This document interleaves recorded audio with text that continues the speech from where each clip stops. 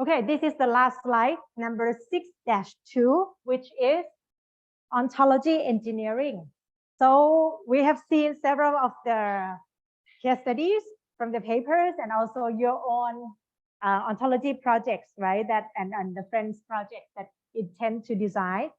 And I hope that next week we all will learn from each other. I learn from you, you learn from my feedback and the friends' questions and so on. So what is ontology engineering? I think I mentioned about this term several times, especially today, saying that you're supposed to be the ontology engineer, right? Who design and model proper ontology for a certain scope or application.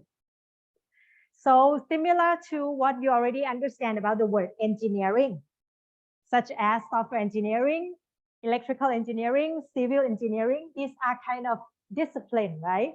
So the term engineering itself means a set of activities, proper systematic ways to do something, to achieve something, and you can repeat and follow this kind of process or steps.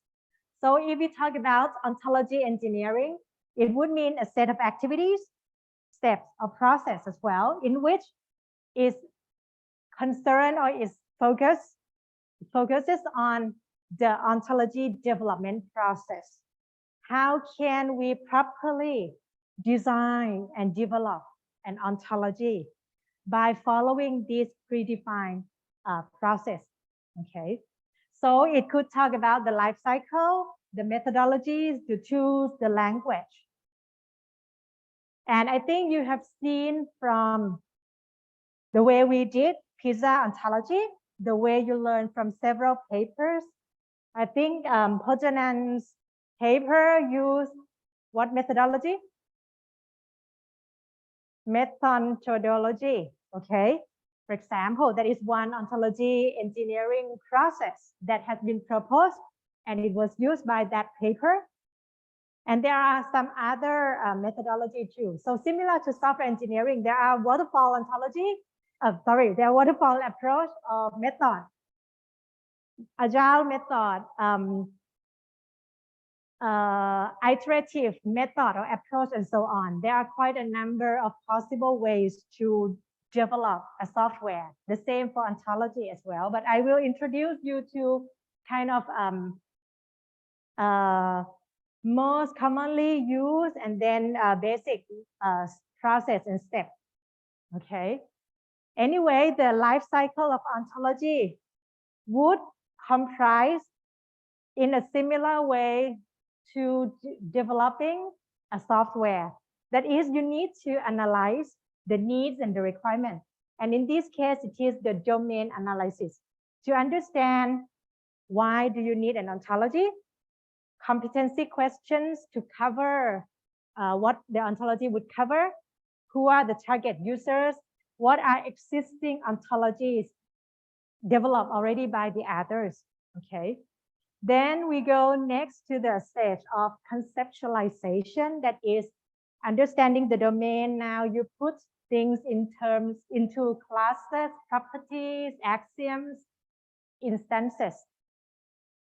Then implementation puts them, all of your design, into a language of your choice. Our RDF would be just one sample of the language. It's like programming language. There could be a number of languages available, okay? But OWL and RDF is kind of one of the most popular for the moment. Then make them in use and maintain them properly and in your ontologies and so on. And it's the same thing that is, it would require proper documentation, proper evaluation of how good your ontology is, right? How accurate it is, how good it is, how best it covers what you want. And also for the knowledge, it requires also knowledge acquisition, as I already mentioned, that you yourself, who are the ontology engineer, would not be domain experts. You need to do what is called knowledge acquisition. Similar to software, you need to do kind of analyze the requirements from the user, right? In this case, of course, we call it to acquire the knowledge from the knowledge, from the expert, domain experts, or knowledge sources, or any other source, okay?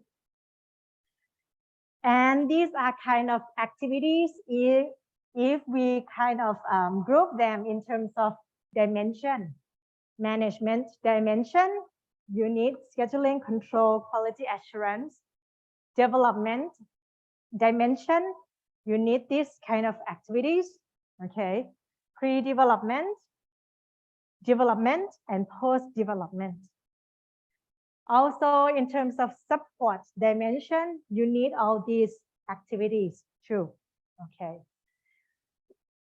And okay, I go quickly, focus on certain steps. This is something like waterfall. Okay, but on the horizontal dimension,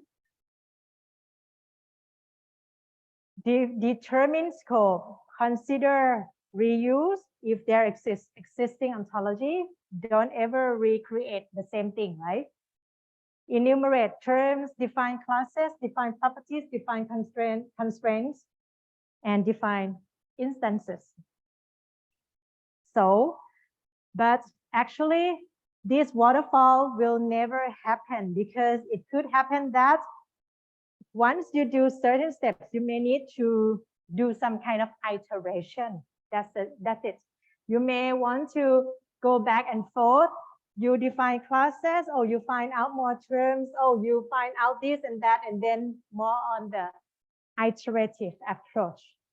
Okay.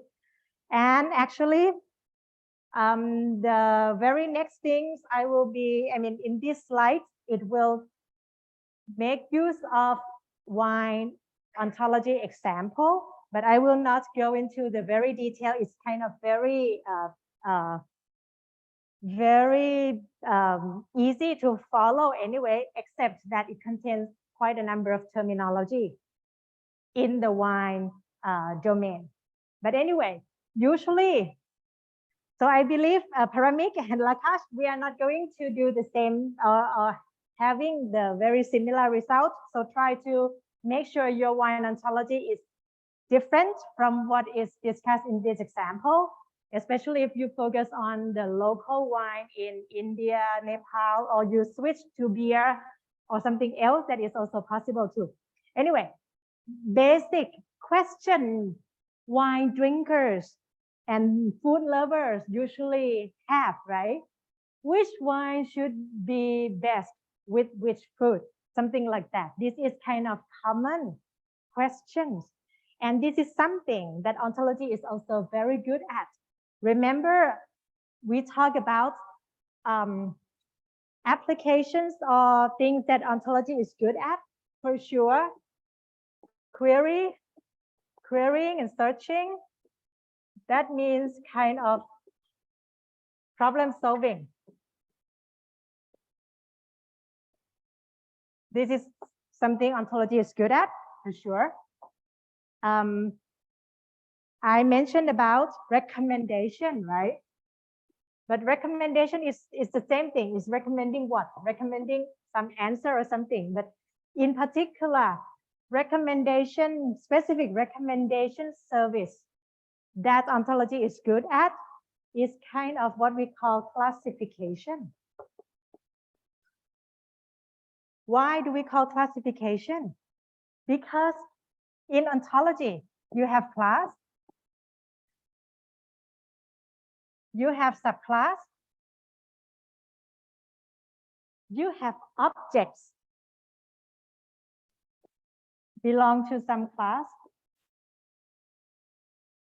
And actually, once you have object, you can also define some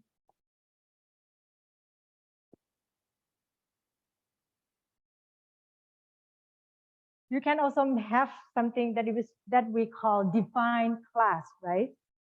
And this defined class, once you run the ontology, remember, it can tell that, oh, from the instances that we know about, this defined class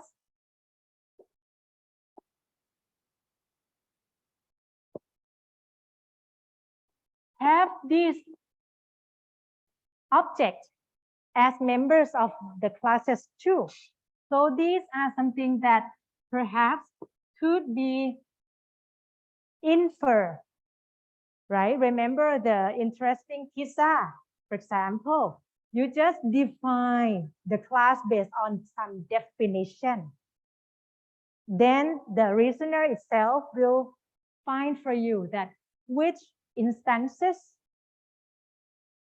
fulfill these conditions of the class and could be regarded as members of the class. So this is an example of a task that is called classification. You have something, you're given something, it is said based on the definition, oh, this is something, a member of some class. You have another thing, it will try to make this kind of reasoning. And also, given these objects or instances, the classification mechanism can also say that what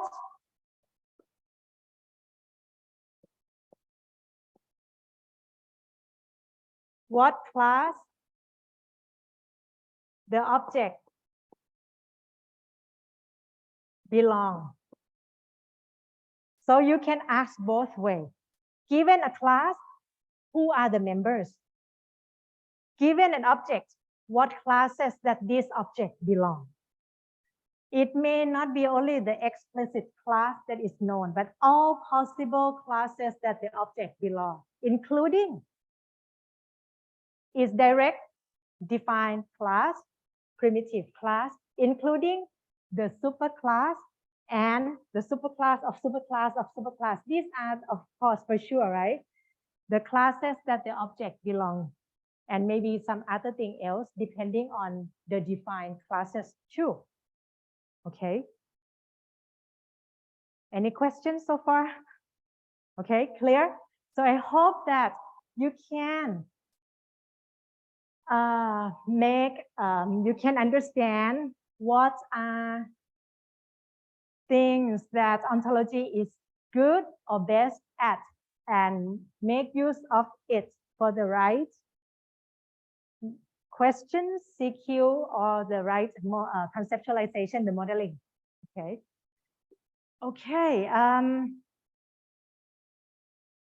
These are kind of the rest of these slides are just example of to follow each of the activity in which please study and try to see in the same way how can you apply to your own project.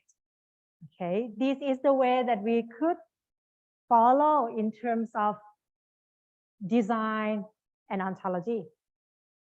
Okay, determine the scope, define some sample competency questions to know that what types of questions your ontology can answer.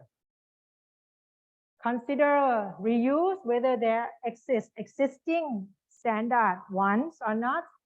But in your case, of course, you can try to model it by yourself because I want you to practice modeling it by yourself. But for some existing knowledge sources, it would be good. Of course, you refer to existing knowledge source because you may not be the expert in that domain.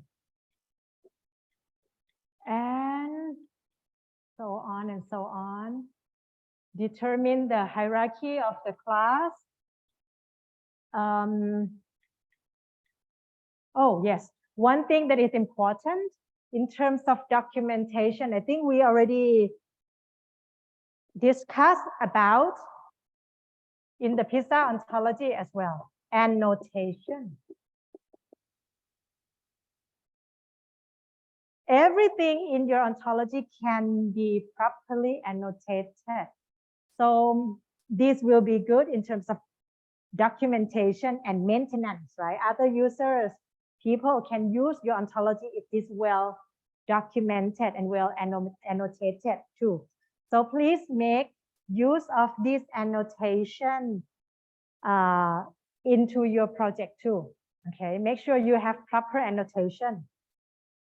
At least in the in certain extent, in some extent, okay, if it cannot be fully annotated for everything, at least important level of annotation should be there. Okay, you can look at several of the examples here, okay, that are defined, including cardinality, min and max. We already learned that. Data type for certain data type properties. Okay, so definition of domain range, enumerated possible values of enumeration type, and so on. Domain range, we already talked about that. And then inverse property, okay, such as husband of, wife of, they are inverse of each other. You know husband of, you know wife. You can infer wife of, for example. Or in pizza, it is like has base and is base of, has topping, is topping of. These are inverse properties, right? There are many more of the properties thing you can define, characteristic of properties such as transitive property and inverse and functional and so on. Transitive property is something that allows good, is a good example of some property that can enable inferencing. For example, here, let's see.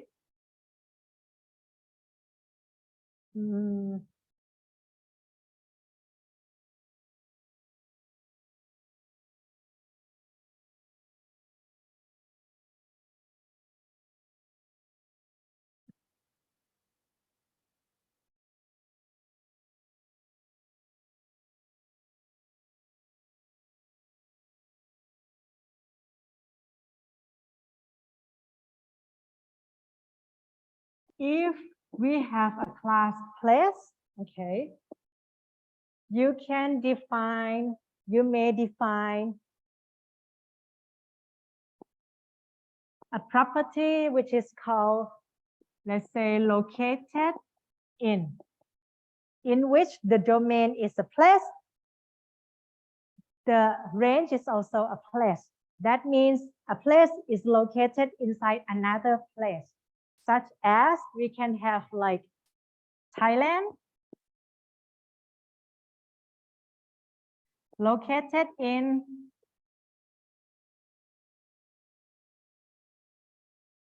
Southeast Asia. Southeast Asia also located in Asia. Asia may be located in Asia Pacific. Thailand, maybe you have like Bangkok located in Thailand. Some district inside Bangkok located in Bangkok. So anyway, what is the point of this is that if we define located in to be transitive, is a property, object property, in which we do have a characteristic of property that we can define, such as the inverse of this and that, right? Transitive is also one characteristic that you can define, depending whether that property is transitive or not, right? But this one is a transitive example. Located in, because such as we have what? Sukhumvit. This is not a district, but it's an area. Sukhumvit is located in Bangkok, Bangkok in Thailand, and so on. If you want to find some place located in Thailand, of course, it includes everything, right? That is in Bangkok, in Pathum Thani, in Chiang Mai, in anywhere. Or if you are finding some countries in Asia, of course, Thailand will be a location or a place in Asia, the same as Nepal, India, Myanmar, Vietnam, and so on, right? So these, you only define located in like this, but it would mean that, can I say Sukhumvit is located in Southeast Asia? It is. You don't need to explicitly say everything, right? But by transitive, you will have that inference as a result too. Okay, so this is an example of transitive property. Okay, what else? No, these are just kind of convention suggestions and so on. Okay. So please have a reading in detail so you will be able to see. Then I finished this one, but I refer back to this one.